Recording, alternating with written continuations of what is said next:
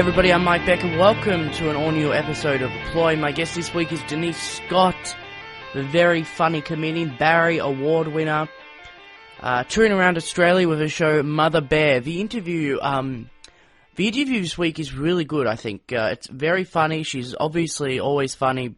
She's at the top of her game at the moment. Really successful run of her tour. I don't know, some of the questions I asked, I was expected to get different answers, and some of it went a little bit different to how I thought it would go. But it's I don't know, some of the answers were, I guess, a bit deep for this show, but I liked it. She was very engaging, as she always is. So it's a great interview, and I really enjoyed talking to her. She gave me a lot of time too, which I was very happy about. And I saw her show earlier this year at the Melbourne International Comedy Festival, as I'll say in the show, but I didn't get to say to her that it was fantastic. It really, really was funny. The warmth and the way she tells her stories, because they're not jokes, they're stories that happen to be very funny, and her experiences, the way she conveys them to the audience is just great. It's just great. It's really great to listen to and see, and she's a very... She looks comfortable on this stage, and she makes you feel comfortable in the audience watching her. She's that type of performer. She comes out casually, and she's there the whole time. She converses with the audience, so it doesn't feel like she's sort of talking at you for the whole show. And the show went for about 90 minutes, I think. So it's a decent show. It's laughs throughout the whole thing. So it's a really good show. I urge you to go see it. It's still touring.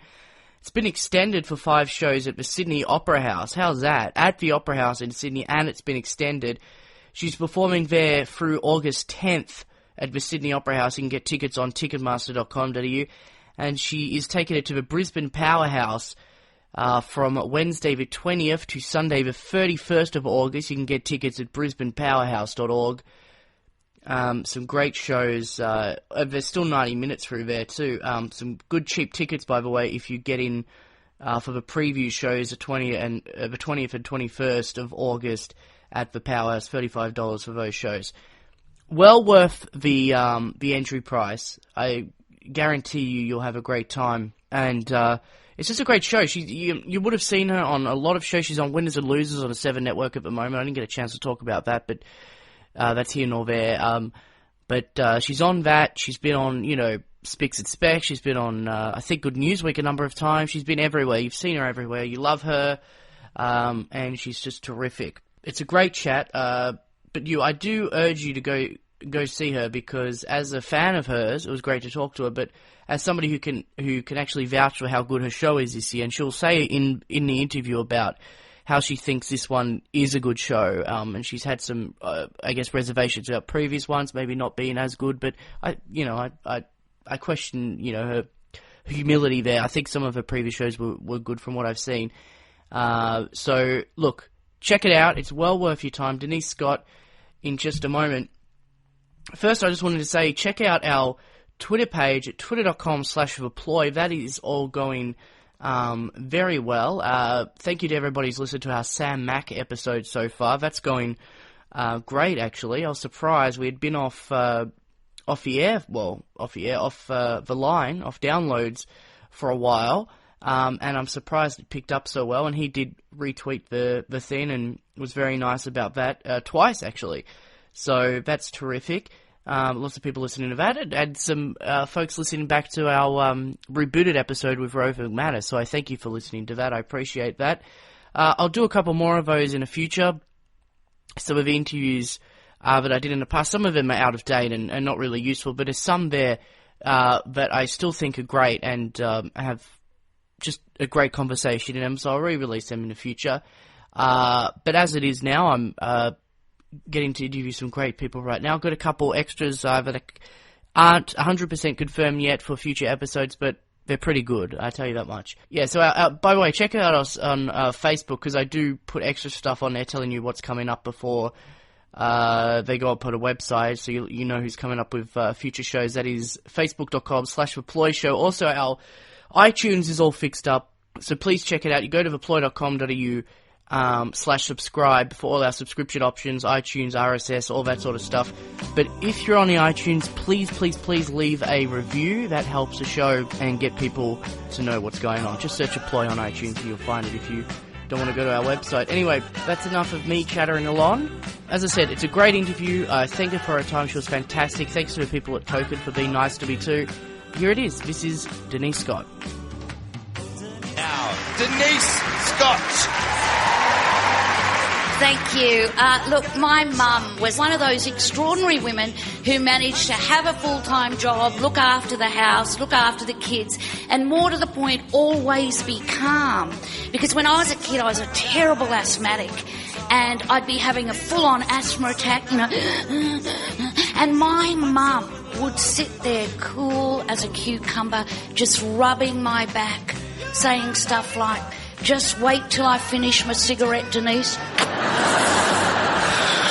And I'll plug in your Ventolin machine." Because my mum smoked like a chimney. Well, of course she did. She was a nurse. So with your most recent Melbourne International Comedy Festival show, you won the Barry Award. How was that? That was just fantastic. And I was so... look, to be nearly 60 and finally feel as though your work is being recognised is a great thing by the fact that audiences come to your show. Mm-hmm. But then to have what is essentially a peer acknowledgement, you know, that your show's really quite good, it was really great. I was really emotional and quite genuinely so. I guess there was a period of time there where I thought, oh, well, this is as good as my career's going to get. If I work really hard, I'll get, you know, maybe 100 people to come and see me do a show, and that's great. And then, but, you know, then you get another lease of life, and, yeah, it was exciting. Well, for people who don't know, the Barry Award is the biggest award, really. It is the biggest award at the Melbourne Comedy Festival. For people overseas, it's the biggest sort of comedy festival in Australia. So you've been nominated a few times, though, before, haven't you? Yes, I have. But you know what? That was way back. Like, it was quite a long time ago. I got nominated. I think it was like 3 other times. And I have to say, each time I knew I didn't have a hope in hell of winning it, winning it. Did you think it this time, though? I thought I had a hope this time. I thought the show was... It's really the most... complete show I've ever done.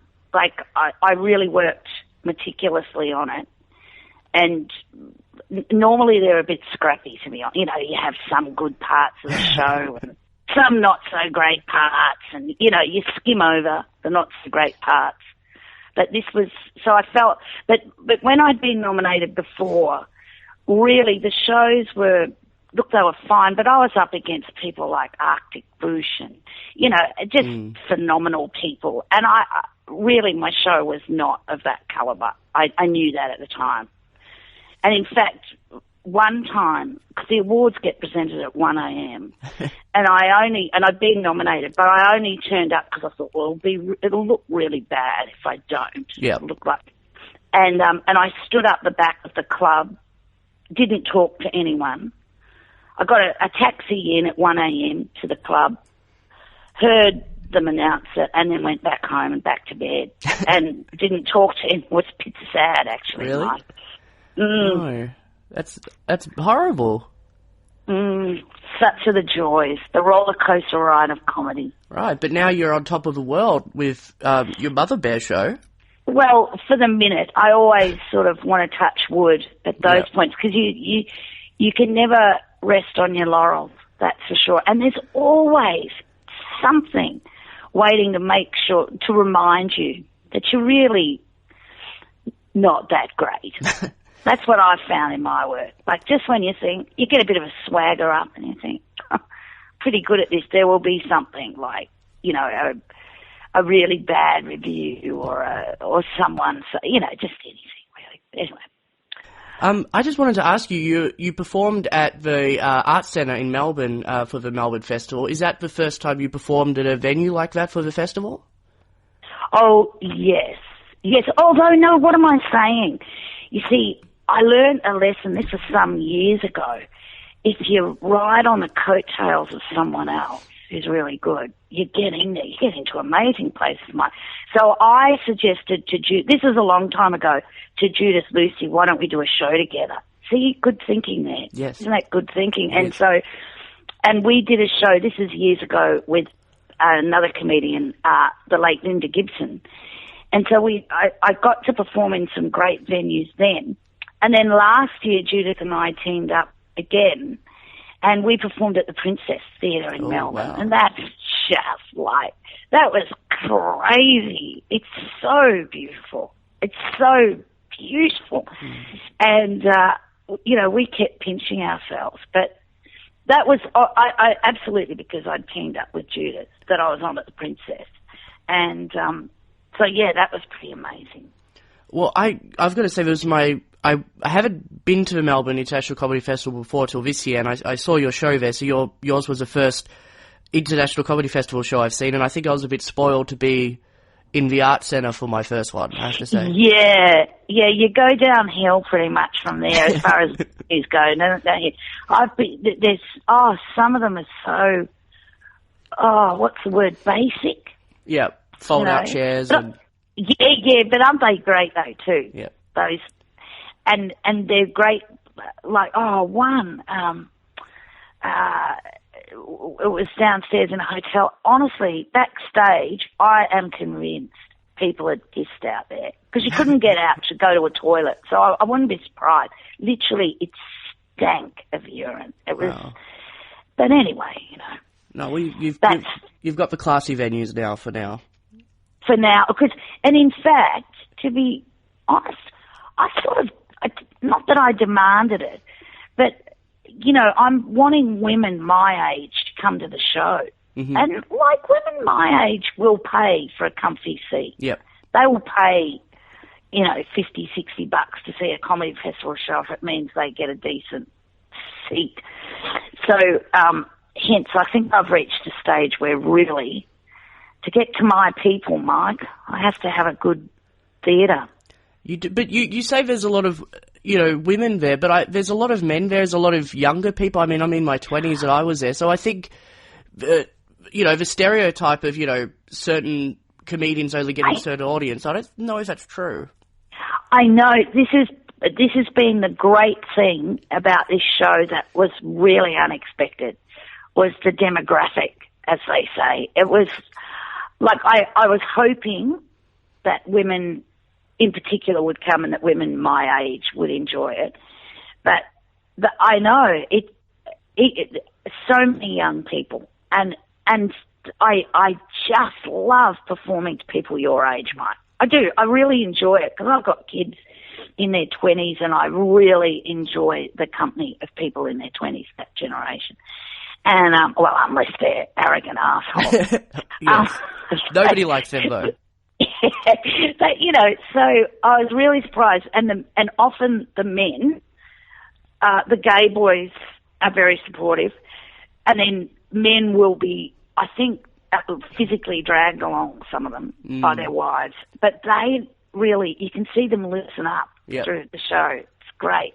But I think that's what's great about your style of comedy is, I told my mum when I was going to go and see you that I was going to see Denise Scott, and she's like, oh, I love her, so there's a whole multiple generations in a family can sort of go and see your show, which I think is pretty unique probably at the moment. I think it probably is, and it possibly because there's not so many, there's a few, but there's not so many older or comedians my age for a start. So I get, parents, but, so you get people coming along bringing their mums, yep, or mums bringing their kids, or in some shows there are 3 generations, and I think it is quite unique, and I guess it's because I'm talking about family life at all levels, You know, it's not just like being a mum. I talk about my kids in their 20s and, you know. Yeah, I was going to ask you about that. So, on the DVD I saw a few years ago, number 26, you also it's a sort of house and family story. You often have lots of family stories in your shows. So how does that sort of work with your family? Do they love it? Well, I'm blessed to. John and I have been together 33 years. Wow. And he must be one of the few men on the planet, seriously, who loves being talked about. Loves it. Can't get enough of it. Will, in fact, feed me, because I'll think, oh, I've said enough now, and he'll go, oh, no, you should say this bit, some more, even more personal bit. So that's been really quite incredible all those years ago when we met. I didn't realise that would be such an asset. So my work. And so he's really happy about it. Or he gets it anyway. He sort of gets what I'm doing. Well, he was a I don't know if he still is, but he was a performer too. So I mean, he probably gets what's going on here. Yeah, well, and he gets that. Look, it's earning his money, so just that always helps. Yeah, that does. And then with my kids, because my daughter is an installation artist, as I talk about, and she's a very serious artist, but she's got a great sense of humour, and she will feed me. So she'll say, "Oh, you've got to talk about this artwork on stage," or she's fine about it to a degree. But and my son, I think he's paying me back because he's a musician, and he talks quite a bit during his gigs and. Because he lives overseas, I hadn't seen him perform for quite a while, and we went, not so long ago, to a music festival, and he tells stories about me. There you go. It's a circle of life. There you go. And it was weird, and he's very funny, actually. He tells, they're more anecdotal, they're not, but very funny. And he confessed afterwards he left out some bits because he knew I was so God knows what he's saying. He performed with you in a show of about I don't know how long it was. I read that he was in one of your festival shows. Yeah. So his name is Geordie Lane. Yes. And he was 19 and really absolutely focused on becoming singer-songwriter, country muso guy, but wasn't doing anything because he didn't know. I mean, he always played music and stuff, but hadn't sort of got a foot in the industry at all. And then in the meantime, my comedian friend, Linda Gibson, had just died. And I worked with her a lot, Linda, and she was like my work soulmate. And she just passed away. And I was really quite lost, and I looked at Geordie kind of lying on the couch, and I've always thought he was fantastic, and I knew he was, and so I thought, wow, let's do a show together. He was honestly thought I was crazy, absolutely crazy. And then truly, in fact, it was at Linda's wake, my friend Linda's wake, and Geordie had sung at the funeral, and this woman, she was about 40, came up to Geordie and said, I hear you're going to do a comedy festival show. And Geordie had not said he was. He was really not keen. She went, I hear you're going to do a comedy festival show. And he sort of looked at her and she said, oh, you are so going to get laid. And that's when Geordie kind of kicked in and thought, maybe it's not such a bad idea. And that's the incentive, isn't it? For, a comedy festival show, get the girls? Yeah. And it was great. And he really, I thought I'd be writing it, but he co-wrote it with me, and that was really weird. Co-writing a comedy show, and it was really a launching pad for him, actually, because people really enjoyed him, and because he was 19, he got all fussed over, and I got a bit jealous, to be honest, Mike. Like, what about me? Right, so where were the screaming men for you? Were there any? I know. exactly. That's an interesting point, Mike. Sorry, I'm just raving now. No, that's all right. There should be. I haven't had company this morning.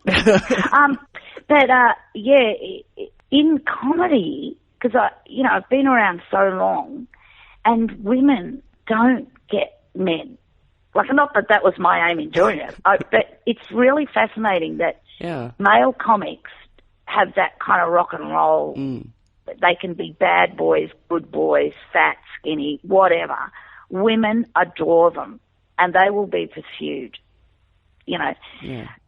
Female comics, same story. You can, you can be older, younger, beautiful, not so beautiful, whatever. You never get a bloke try and pick you up after a gig. Why do you think that is? I don't know. It's. I think maybe it's a little bit of fear. Because we're pretty present, I suppose, as fairly bold. I don't know what it is, but it doesn't happen. Or maybe it has. I haven't heard about it.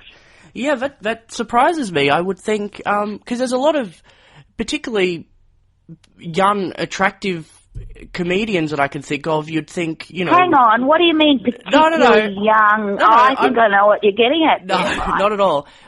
What I'm saying is, that's usually where more people are single in that sort of age, and you'd think there'd be, I mean, there's Claire Hooper, for example. You'd think that maybe she does. Celia Piccola. Yes, absolutely. Oh my God, we could sit here all day, Mike. We could just sit here and list off beautiful comedians. Yes, that could be a new podcast, actually. Mike talks to beautiful young comedians. Yes. Well, actually, that was my idea for this show. I don't know. It started off with Sam Mack. I don't know if it quite worked out, but anyway.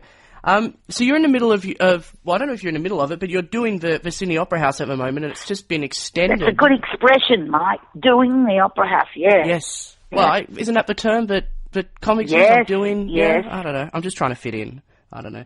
You're doing a good job, good. Mike. So it's just been extended, so that must be exciting. It's the same thing. I often think I don't quite understand why it has taken me so long to get to a decent point in my work, and I mean that quite genuinely. Judith Lucy always gets cross with me. She reckons, I bang on the humility a bit, but I really don't. I honestly feel like I've only just figured out what it is I do, which is tell funny stories and that hopefully an audience relate to. And so it's taken me till my late 50s to come to the Opera House for a start, to get a gig there was great.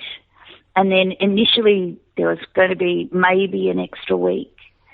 But then first day I started, that was cancelled because ticket sales were okay, but, they were good, but not that great. So they cancelled that week. And then it's come back again because ticket sales took off. So, so as I say, it's a real roller coaster. You think, oh, well, I haven't sold enough tickets.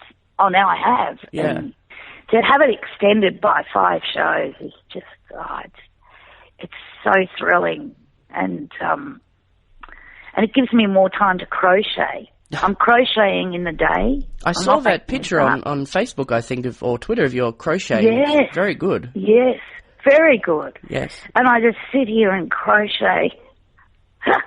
Oh, life's exciting. So is that what you're up there for a little while? If you're by yourself, is that what you sort of do? You just sort of find things like that to do, or?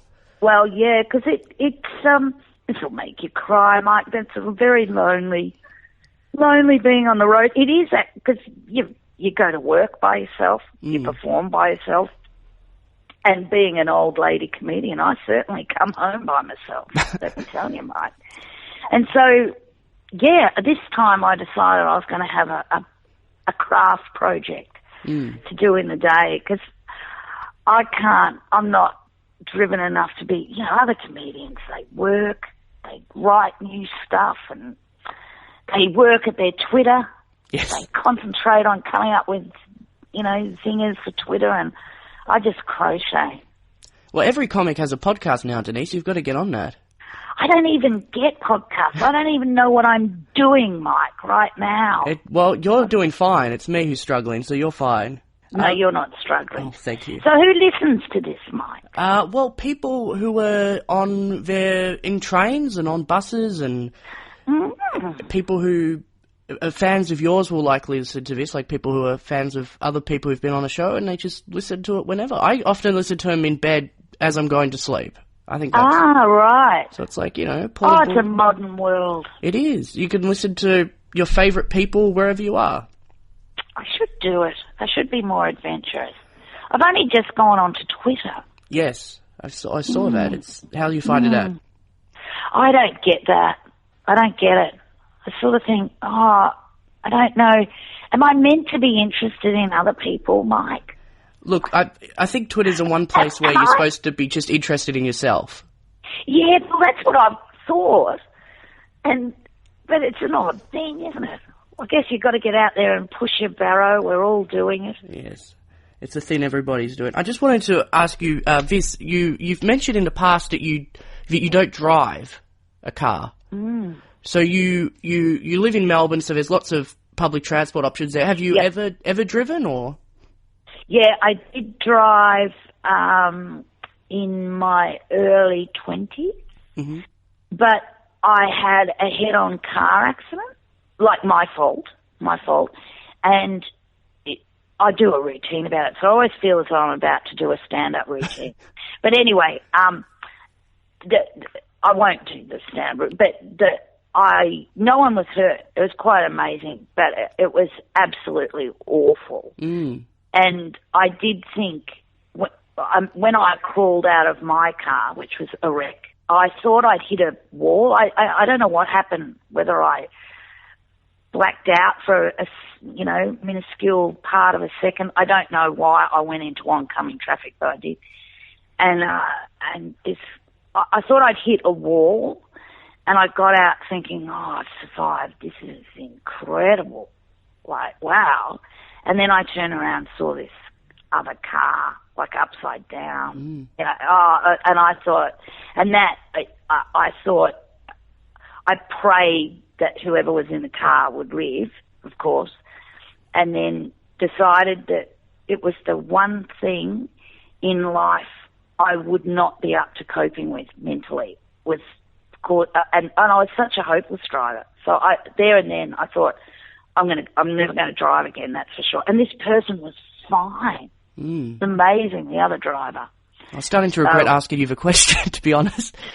Do you? Well, I was sad. Well, no, I thought it was going to be like, I've just never wanted to get around to it, and I think it was an act, and I was feeling terrible. No, but there is a because everyone survived, and in the routine I do, because I was a school teacher then, and it's not just, this is exactly what happened as well. At the point of impact, when the cars hit, I had what I thought was going to be my last ever thought, and this was it. It was, oh, God, I'm going to die, and I'm going to die a fucking teacher. And that's absolutely true. And so not only did I stop driving, but I quit teaching the next week. I just went in and quit, because I thought, this is incredible. Not only have I been given, a chance at life, but I didn't harm anyone, which was insanely fortunate. And I thought, right, so I quit teaching. But, of course, teachers hear that and go, I always tell it at teacher gigs. So yes. They love it and they hate it. Yep. They laugh, but then they get terribly offended. Well, I guess that if it takes something that significant or dramatic to make you realise that you want to do something else, I guess there's something in it, isn't it? Yeah. But so it was a real life-changing moment, and one I have never ever, I've really not forgotten that lesson. I mean, occasionally I do, but it really affected me a lot. Well, so, you've asked a great question. I have. I'm not sure if that's a great note to end on, but it is, I guess. But we've triumphed. We have. It was a triumph over tragedy. I like the cut of your jib, young man. Yes. So you're off to Brisbane next to do the show? Yes. Are you going elsewhere after that, or? Not as yet, but hopefully I will, because it's the first show I've had that I think is worth people really paying money. You know, like it's the first. Yeah. Well, when I say that, I've done shows that, like I say, they're good, but they're real festival shows, and festival shows I think mean that you can. You know, like I say, it can be in process of development. You know, it doesn't have to be a perfect show, I reckon. People know that when they go to festival shows. And it can be a raw and edgy but ultimately, you know, have a few flaws. But this is the first show I've done that I think can sit outside a festival atmosphere. How about that, Mike, for blowing my trumpet? That's a good plug. You should do that on your press. So if you get around, do you think you'll release a DVD like number 26? I don't know. Does anyone apart from you watch comedy DVDs like that? I'm not sure. Well, I'm assuming they do because they make them. They must. Yeah. I hadn't been a big, you know, I love comedy, but I hadn't really gone to many shows, and in the last few years I've been watching a lot of those, and it sort of got me inspired to go to shows. So I guess it sort of works in your favour to get people to come see you. I don't know. I think they're worth. Well, good on you, Mike. Thank you. You're keeping the stew on the table. Yes. And you're doing a show tonight? Yes. Yep. Got a show tonight. I did for the first time ever.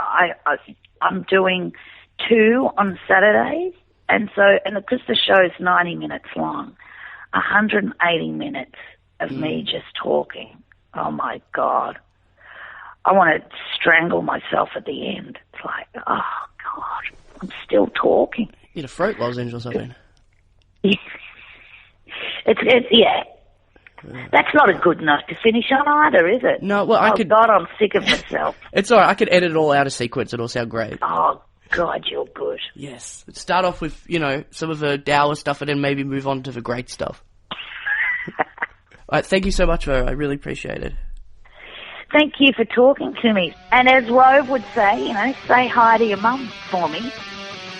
Scotty doesn't know that Fiona and me do it in my van every Sunday. She tells him she's in church, but she doesn't go. Still she's on her knees, and Scotty doesn't know. Oh, Scotty doesn't know. So don't tell Scotty, Scotty